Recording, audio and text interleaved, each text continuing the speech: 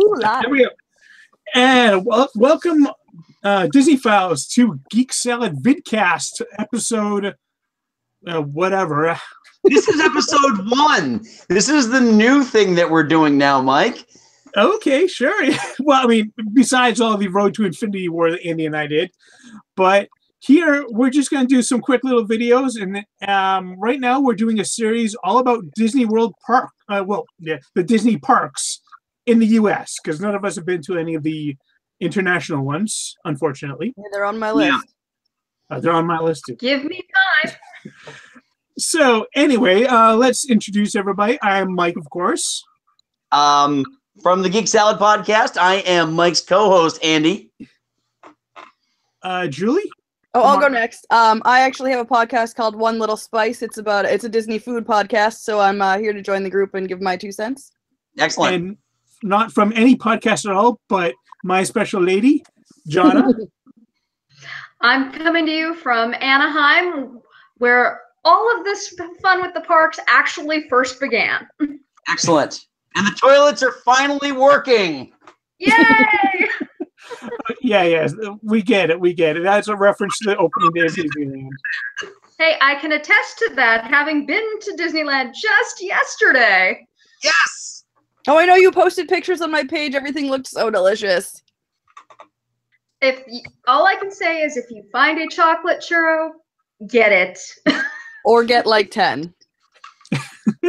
I'm still looking for that carrot heat cake. does build up on you in the dipping sauce. Just warning. Oh, yeah, that sounds magical.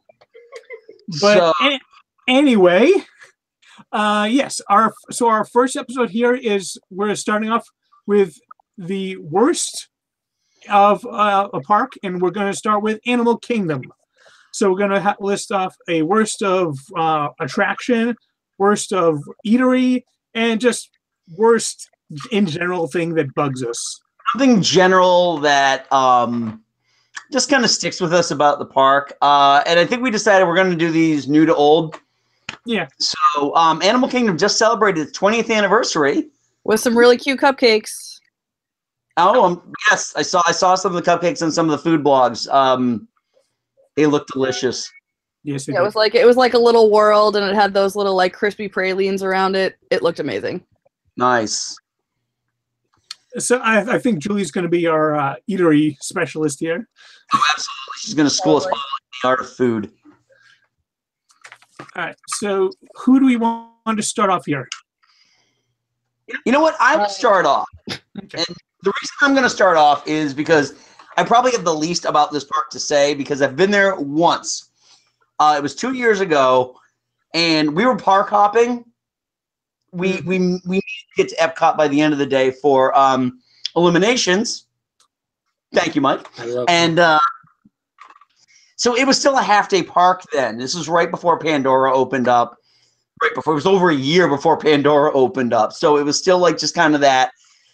You leave at 3 in the afternoon, then you go do something else. Yeah.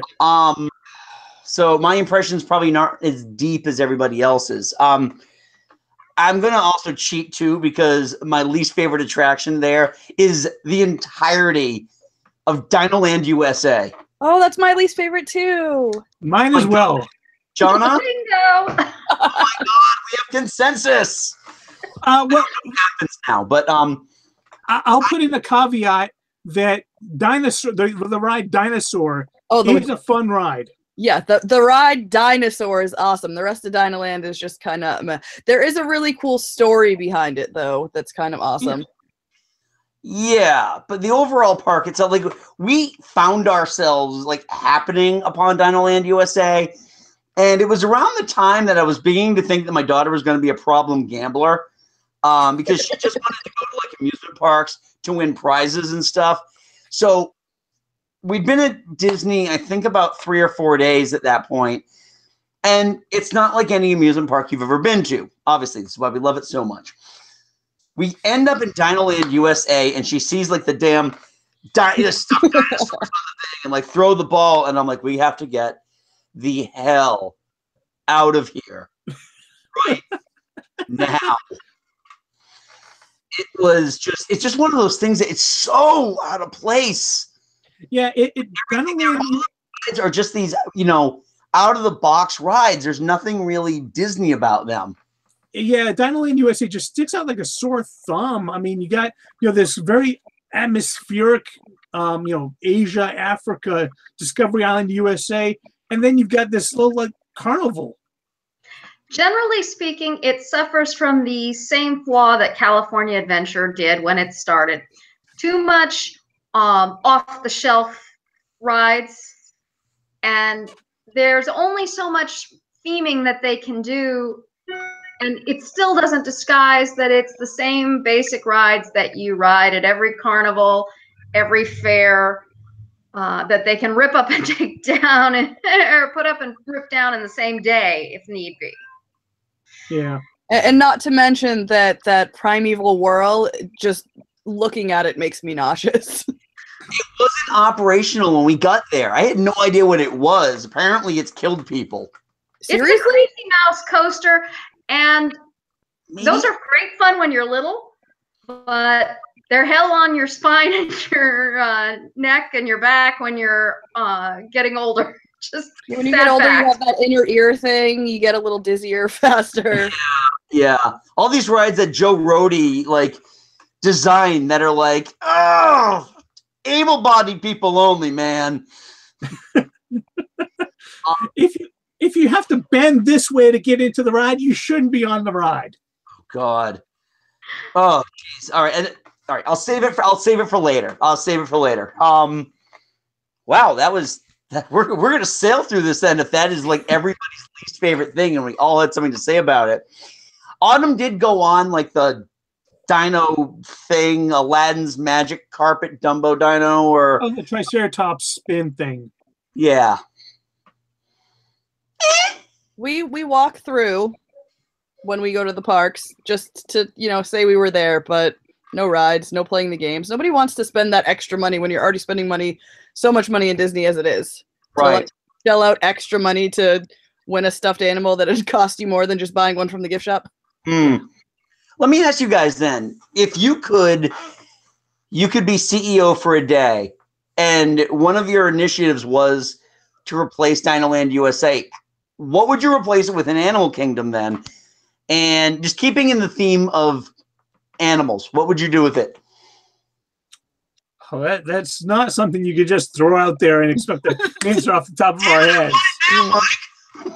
I feel like with something like that, they were supposed to do dragons, weren't they? Wasn't that on the original? Yeah, mythical animals was in there.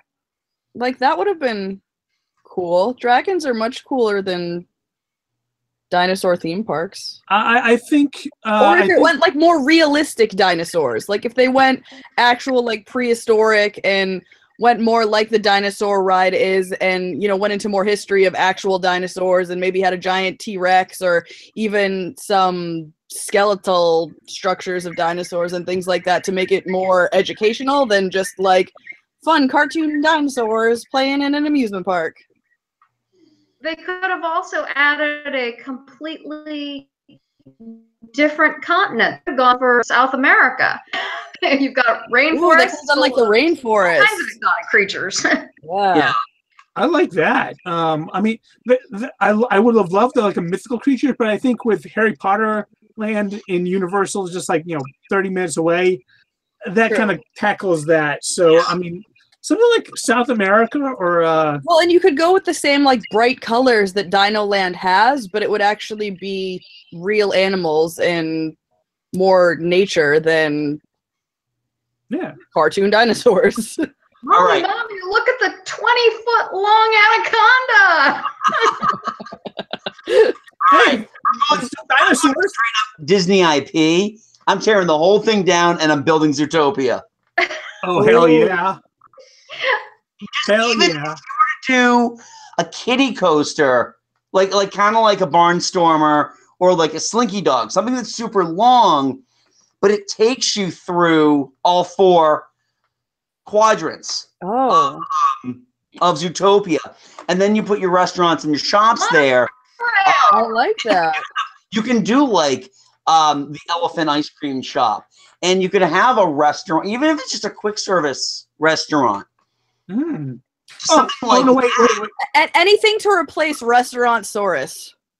Dude, have a sit-down restaurant based on The Godfather, that little shrew. Oh my god, that would be so cute. It's an Italian restaurant. Let's be 100% honest here, and I know we're kind of forecasting into other episodes now, but Italian food on Disney property is not always the mangia.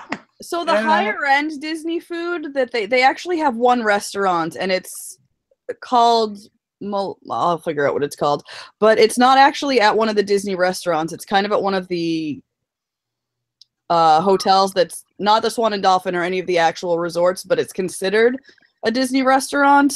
That's really good, but really expensive. But yeah, Tony's Town Square, not so much. Oh no, I heard you can taste the metal from the can that the sauce came out of. Yeah, the sauce is no, but anything that you don't get with the red sauce at Tony's, I hear is good. But other than that, not so much. Yeah. And there's no excuse for that. Italian isn't that hard. And my first experience ever eating in a Disney park was at Tony's Town Square, and it was amazing. And it's just so disappointing that every time I've gone back since, I can't relive that experience. Okay. All right. Well, actually, that's a good segue into food. Let's go for our least favorite Animal Kingdom eatery. Restaurantosaurus. Juli starts next on this one. Least favorite eatery, Juli. Restaurantosaurus, or whatever it's called. It's just sticking with the theme of Dino Land. You go to Animal Kingdom and you get all these exotic foods from Asia and Africa, and even at the little stands where it's just the snacks, you get something different and something that you haven't had before. And then I understand that they need to put these things in each of the parks so that the people who aren't adventurous still have something to eat. But Restaurantosaurus is just so boring to me. It's like burgers and fries and chicken fingers and like side salad. I was actually I'm on the app right now. I'm actually trying to find the actual menu for Restaurantosaurus. Oh, I'm there. No, don't look for it. I've already pulled it up. I'm prepared to talk about the menu. You won't like what you find. Well, give them a plug to allears.net. They have all the menus. That's right. They have a cheeseburger. They have a chicken BLT sandwich. They have a black bean burger. They have a bacon cheeseburger, fried fish, a mixed green salad that has roasted chicken, and chicken breast nuggets. That just screams Dino Land USA to me. Yeah, absolutely. Unless the chicken breaded nuggets were shaped like dinosaurs, that would be awesome. I have those in my freezer because I have a 5-year-old. Oh. Perfect. That's just what you want when you go to Disney, those frozen chicken nuggets that you hey, freezer. What do you think dinosaurs evolved into? Can I skip on this turn real quick? Because I want to tie in what Juli just said, because it ties in perfectly. Sorry, Jonna. So, yeah, why eat something you can have at home? My pick is the Rainforest Cafe. Oh. We have them here. When I saw the sign for it, I'm the one in the Burlington Mall actually closed, though. Well, still, I've eaten there. I've eaten at a restaurant that is at Disney that is not mutually exclusive to Disney. Why would I want to eat there? It's the same thing with Starbucks, Mike. Creature comforts. That's what they call it. And yes, it's a Starbucks like every other Starbucks ever. Yeah. John and I actually have the cups are definitely different at the Starbucks. They have pixie dust on them. Okay. No, I totally agree about the Starbucks, though. I'm just trying to be the devil's advocate here. Those things, though, that's like it is especially galling to me that not only is this a viable place you can eat, it's definitely a place you can bring your kids, and you're still gonna do the 180-day reservations for it. Yeah. I don't know how much it fills up because Julie's got a point. They've got a lot of really good restaurants there. And the Rainforest Cafe. I did go to the Rainforest Cafe in Disney Springs, downtown Disney, whatever it's called now. It's called Disney Springs, but they change it so often that who really knows. I did go to that one once, and we sat next to the fish tank, and this little blue fish just sat there and watched us eat dinner all night, and that was super adorable because he was like part of the family. Was he eating? Were you eating fish though? I opted out of the fish at that point because I couldn't look at him and eat him at the same time. That's wise. That's wise. It'll get to our when we talk about Epcot. I'm sure if anybody talks about Coral Seafood or whatever that restaurant is, it's like I can't. They're staring at me. All of them. And it's tough because that's like more of a seafood restaurant, so you want to order the fish, but if you're sitting next to the fish tank, you're like, I'm eating your brother. Sorry. I wonder if there's anybody. You guys are so weak. You just order it. Eat it. I wonder if there's ever been a case of someone going into that restaurant saying, I'm eating shrimp. I want that one. Oh, can you imagine? Sorry, we're not serving that one till tomorrow.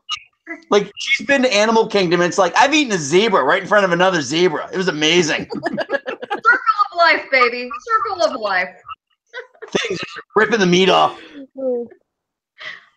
But yeah, I think Jonna and I have the same worst restaurant. It's Creature Comforts. Actually, I'm going to go with another one. And okay, what's yours? Reason. Was the Flame Tree Barbecue. Oh, but they have pulled pork fries. The main reason that I said that was because, but I went there, and I cannot say that because I've only been to Animal Kingdom twice, only eaten at 3 places. But I went there, and I literally cannot tell you what I ate. It was so entirely forgettable. At least I vaguely remember what I had at Starbucks. But then there was also the fact that when we were sitting there eating, I dropped my hand down by my side, and I got bitten by the wildlife. The ibises apparently are so used to being fed, I don't know, fries or something, that they mistook my finger for one and took a chomp. Wait, you can't blame the restaurant for that. That's just the Disney wildlife. No, but I guess forgettable. I don't even remember what I had. I do. Yeah, I think the only thing that I would eat there is like the loaded pulled pork fries, because everything else is just kind of your basic barbecue. So I totally understand that, but I want those fries so bad. I really like their pulled pork sandwiches, though. That's what I had. I don't like being on the part of the food chain. Mind you, could have been worse. Could have been in Africa with, say, the lions or the hyenas instead of the ibises. I do have a lot more food that I like in Disney, so that in Animal Kingdom, so that's going to be a longer episode. Sorry, guys. That's fine. Got a lot to talk about there. Yeah. But yeah, my worst is Creature Comforts because it's Starbucks. I mean, they don't even. You walk in, it looks all it looks all Animal Kingdom, but then you go up to the menu. I don't think any of those are served in Asia or Africa. The spinach feta wrap, which is actually really good, but definitely not. It's not. But it's Starbucks. They didn't even change the names to be something vaguely Animal Kingdom-ish. Well, it's like when they had McDonald's. The dinosaur ride in Animal Kingdom has those 3 pipes that are red, yellow, and white because they were ketchup, mustard, and mayo because McDonald's used to be their sponsor. So it's kind of like the same thing. It's just Starbucks now. Yeah, I wanted something at least more themed. Understandable. They could have done like an Asian milk tea or boba drinks, something like that. They could have gone. But yeah, it's yeah. I can't even bring myself to go into any Starbucks on Disney property just because I don't like Starbucks to begin with. Yeah, they're kind of forcing me to go into the one at Hollywood Studios, though. So I actually collected all of they had like the larger mugs that had the picture of Mickey on the side that all 4 parks had. I think there's one in Disneyland, and if they still have it, Jonna, if you want to pick one of those up for me, I would wait for it. But it had Mickey on the side, and it had all the rides from each of the parks, and I thought that was cute. So I went into all the Starbucks and I got those. And in Hollywood Studios, it's the only place they had a savory breakfast because I don't do sweets for breakfast. So I had to go in for that. Sounds about right. Yeah. Apparently the only place on Disney property you can now get a carrot cake cookie is at the Starbucks in Hollywood Studios. Yeah, so we talked about that on Saturday on our episode 2 of One Little Spice. Yeah, they're forcing my hand. On that one. Carrot cake cookie, Mike, but you will be pleased to know that yesterday at Downtown Disney, I discovered carrot cake. So we can get you that. Didn't you send me a picture of carrot cake churros, or am I just imagining things? No, that is something they're doing right now as part of Pixar Fest. They're doing exotic churros. And carrot cake is exotic? Well, in churro form. Regular cinnamon sugar, which is delicious, and I will take nothing away from standard churros. But they're adding fancy dipping sauces and different kinds of toppings. And so, yeah, that was the carrot cake churros were hanging out in New Orleans Square, complete with cream cheese, raisin dipping sauce. Ooh. That actually sounds really yummy.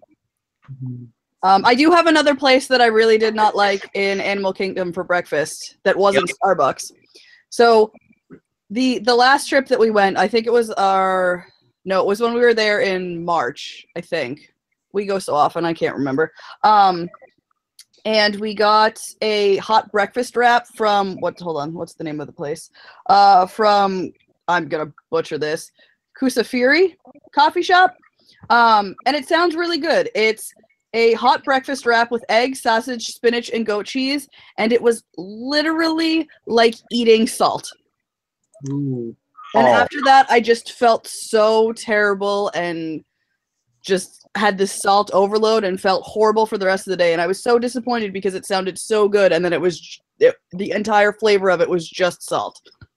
And that's rough too, because I know this is something that the park can't help.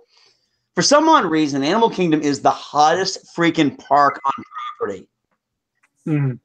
And I think it probably has to do with all the greenery and everything, but I can't imagine having just essentially consumed a salt lick.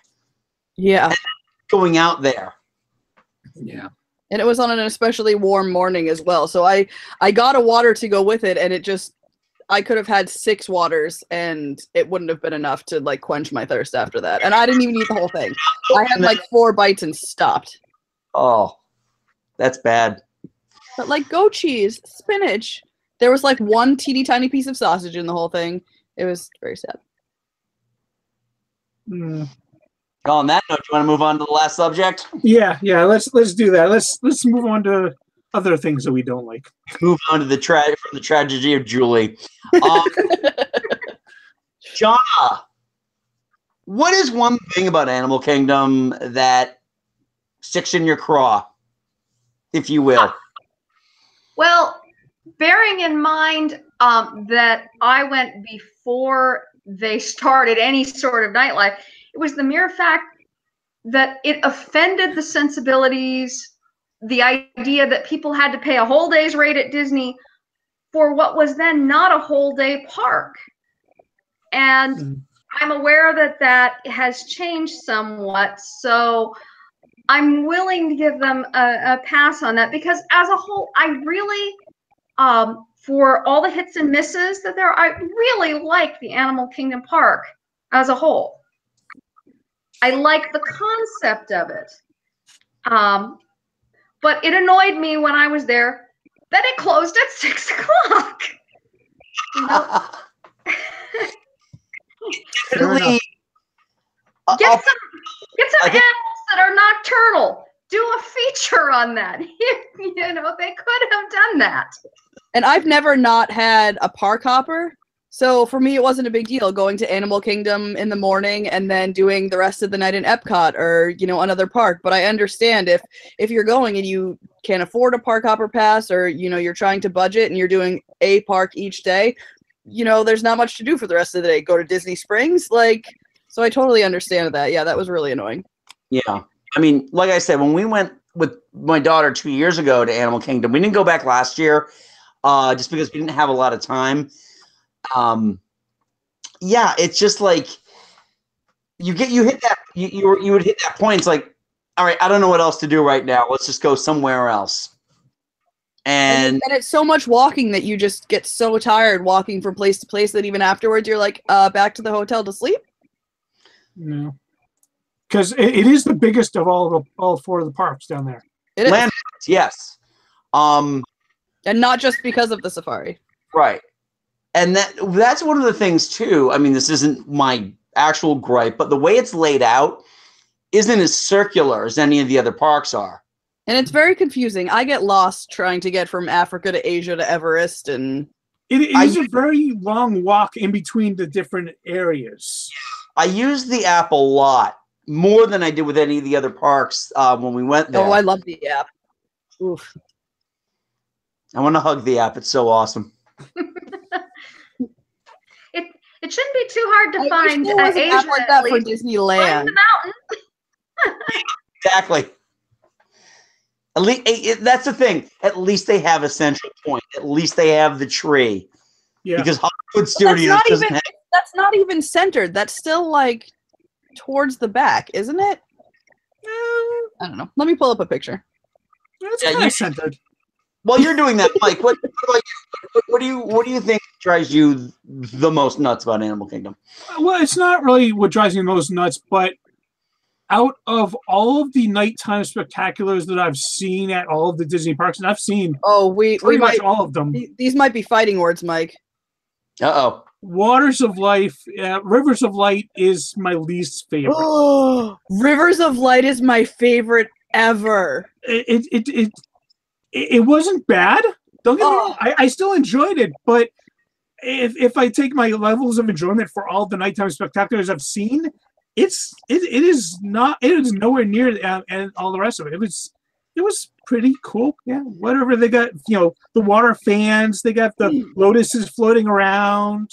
So right at the beginning, you look out at the trees before the show even starts, and they have animal shapes, shadows that are running through the forest. How is that not the most amazing thing you've ever seen?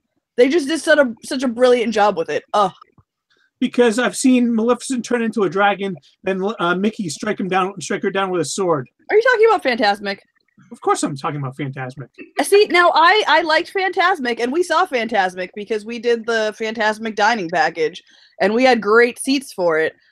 But I feel like it needs a revamp, and not changing it at all. They just need to modernize it a bit. Have you seen the nighttime spectacular at California Adventure? I've seen the watercolor one, the one against A Wonderful World of Color. That one is possibly my favorite. That one was incredible. And I feel like River of Lights is probably the closest to that you get on our side of the country. Except it's not really. There are giant glowing animals that come out, and then shows are projected on the animals. I'll still watch it again. Don't get me wrong. It's not my favorite. Oh, it was so wonderful. I have a video of it too. I just every once in a while, when I need a happy moment, I just sit and watch 15 minutes of this video on my phone. I do that for Illuminations. See, Illuminations was good, but saw it once.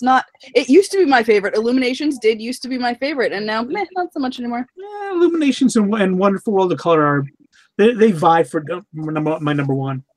Jonna, well, Mike, I don't care if you're not wild about it. I'm still making you take me to see it when I'm next over there. Oh, of course. I have no fast passes for River of Lights. You can do that. I can only imagine, and this is kind of to both of your points. I haven't seen it yet. I'm sure I'll see it next year we go out. I guarantee, just if they don't change anything about Fantasmic, it's probably going to be above Fantasmic for one simple reason: that music. Oh, the music is my favorite part of Fantasmic. it's so like catchy. I know, it's wonderful. Inspirational pop rock. Ba-na-na. It's just, I don't know. There's just something about it. It's very Disney. It really is. I'll give you that on the music. The music in Fantasmic is unmatched. This isn't like the 60s. It's not the Sherman Disney. It's like Disney after they just got like some dude to compose. Some dude. We just watched The Black Cauldron a couple nights ago. Ooh. Good choice. And, was it Elmer? No, it wasn't Elmer Bernstein. Maybe it was. I can't remember who like an actual, honest to God, music. Leonard Bernstein? Is that the name you're looking for? You're looking it up, aren't you? Of course I am. Thank you. Yeah, no, it was like an actual film composer. Is it Elmer Bernstein? No, so you're right. Same guy who did Ghostbusters. What? He did the music, and it's just like, this doesn't even sound like a Disney. This doesn't sound like Disney music at all. Wow, he also did Airplane. The Magnificent Seven, To Kill a Mockingbird, Animal House. He did Thriller. The Ten Commandments. He scored the 10 Commandments. Yeah, that's not a Disney composer. That's not who you want to compose your Disney movie. He did Three Amigos. He did? Yes, oh, but that one was fantastic. Yeah, no. Randy Newman did Three Amigos. Elmer Bernstein. Hold on, list of works. Film. Wikipedia, the show. Well, while they're looking, all I will say is for the people who are a little less than thrilled about Fantasmic, you haven't seen Fantasmic until you've seen it at Disneyland, and it's practically... I was going to say, are you going to bring up Disneyland again here? Oh, everything's better at Disneyland. Not everything, but Mike can tell you, when he saw it there, it felt like you could reach out and touch the Princess Barge. It was that close. Yeah. Disneyland is so much smaller that they don't have room. Right. Yeah, they actually have they actually do Fantasmic on the Rivers of America on Tom Sawyer Island. I think that's kind of magical. Disagree with me on this. I heard someone describe this as Disney World is the tourist park. Disneyland is the locals park. Would you agree? Like, California loves Disneyland. I really did enjoy Disneyland when I went. It was insanely magical. I'm not knocking Disneyland at all. Disneyland California Adventure, that was an awesome trip. One day, and it was I'm not knocking it.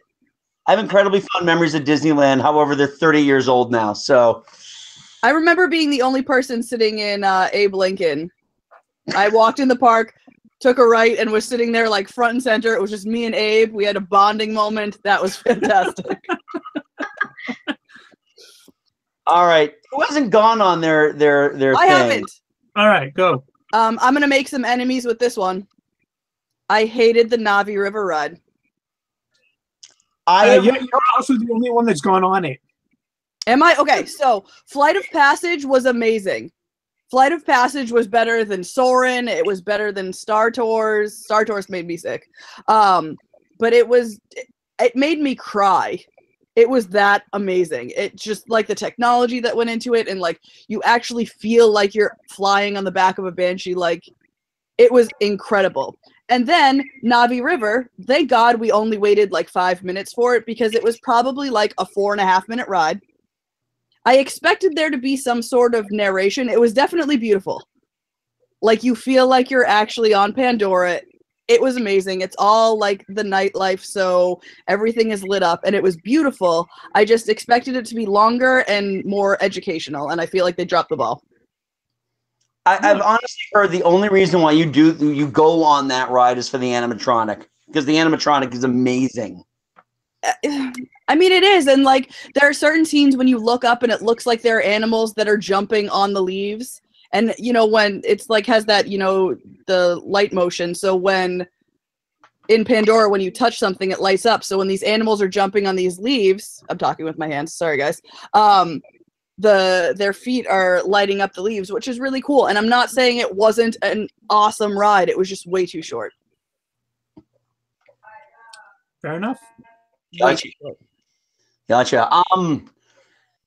it's kind of tough for me again because We'll I don't have to find out what next. I don't really know if I have as much of a point of reference as everybody else. I've only been there the one time. I can agree with stuff, especially like what Jonna said about the half-day feel of the park. It's incredible at night now. It's really awesome. The layout is abysmal. And the tree, speaking of layout, the tree is not centered. The tree is towards the back of the park. So, all right. I don't know. I mean, and this might just be more the insider nerd in me that Joe Rohde rubs me the wrong way, maybe. No. I don't know. I see this guy, and you know that when he discovers something, he won't shut the hell up about it. And you are just kind of sitting there listening at it and staring at that weird earring of his. Like, dude, oh, no, that can't be healthy. I don't think he's going to be there for much longer. I thought that. Don't say that. I thought that they were actually I thought they were shifting, and they were going to bring someone else in. Really? I'm sure. I wouldn't be one bit shocked if they bring him to some of the more international parks to try to work some of that that Pandora magic with them. Part of and another thing too that kind of just based on what I've heard because I haven't been on the rides yet. That the Pandora rides were not vetted for anything other than able-bodied people who, are a certain weight and height, that they don't get hurt if they get on the ride because... Okay, there's no getting hurt on either ride in Pandora. All right. Like, so it's like Soarin', but you're stationary. You're definitely secure. You're never actually leaving the ground. You do some moving around, but it's not that much movement that anybody's actually getting hurt on them. And they made the leg restraints a little bit looser so that anyone with larger calves do fit on the ride now, but it's definitely nothing that would hurt anyone. Gotcha. I was wrong. Apparently he was the one that led the team that turned the Tower of Terror out in California into Guardians of the Galaxy Mission Breakout. Have you been on that? Yes. She awesome? dragged me onto it. Dragged you? Well, sort of. It's he doesn't like drops too much, but he really wanted to see the theming. So dragged is an unfair wording of that. He reluctantly went on because he wanted it to be Tower of Terror, but. Well, no. I went on because I wanted to see the Guardians of the Galaxy bits. Yeah. Whenever it was the ride was actually in motion, I was this. So do you not go on Tower of Terror either then? I don't go on any thrill rides unless she drags me onto them. So do you have a picture of him on this ride? I need to see that expression going up and down.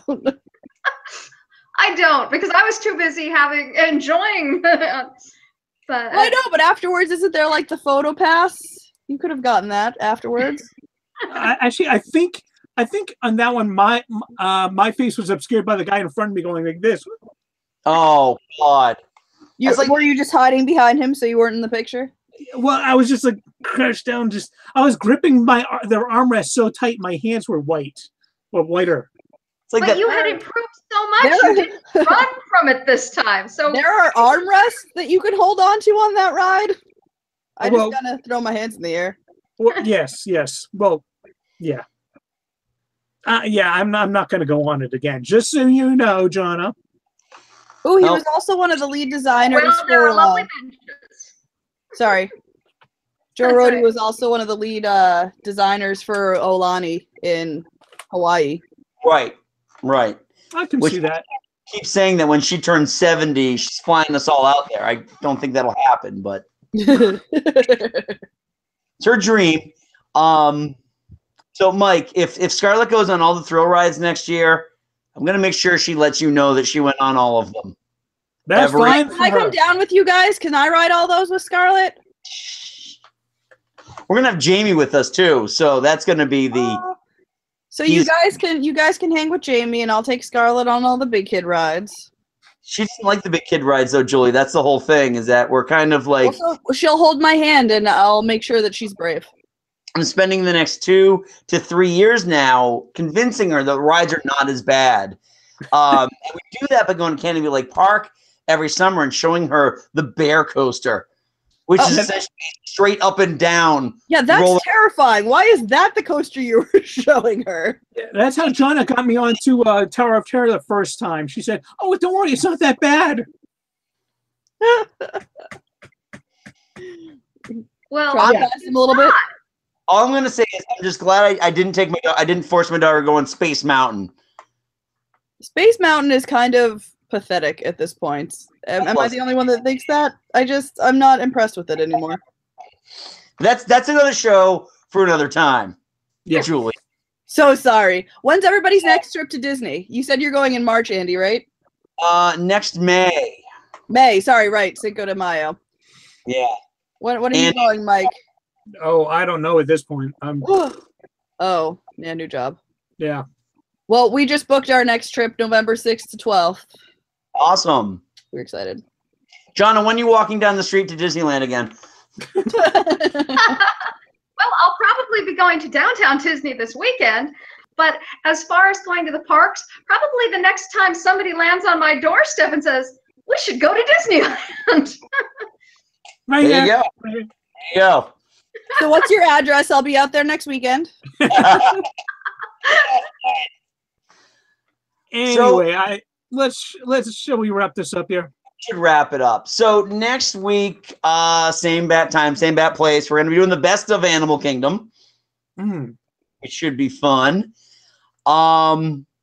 Julie, tell us about your show real quick. Where can we go listen to it? All right, so we are on Podbean and now iTunes. I'm so excited.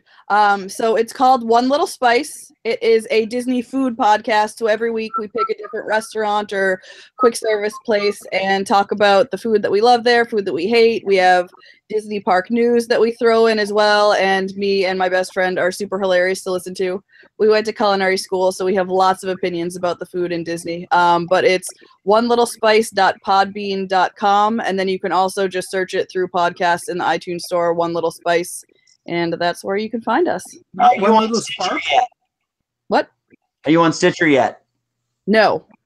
Get on the Stitcher app as well. Yes, I know. There's a couple other ones that we need to work on, but those were kind of the big ones. Our first episode only came out on Saturday, so we've got some steps to take. I can't see that. That's way too small. It's there. You see that? Oh, look, that's me. That's you. Just subscribe. It's easy to do, folks. I did it while I was recording this. Yeah, and then we're also on Twitter, Instagram at One Little Spice. Find us on Facebook. We're everywhere. Right there, too. See? Right there. I see it. I designed the logo. I'm wearing the t-shirt right now. We need more t-shirts, Mike. Yeah, we've got a prototype that I've got. Yeah, exactly. So, and that is our podcast, Geek Salad, which is also on Podbean, which you can get to us at Podbean, geeksalad.podbean.com. We're on iTunes. Nepotism. What's that? Yay for nepotism. We are also on iTunes and on Stitcher, where we are still one of the top 100 fastest growing podcasts. Go us. Yay! Woo! And we're also here on YouTube, so don't forget to like this video, leave a comment below. What are your least favorite things about Animal Kingdom? Is it also Dinoland like the rest of us? Oh, it probably is.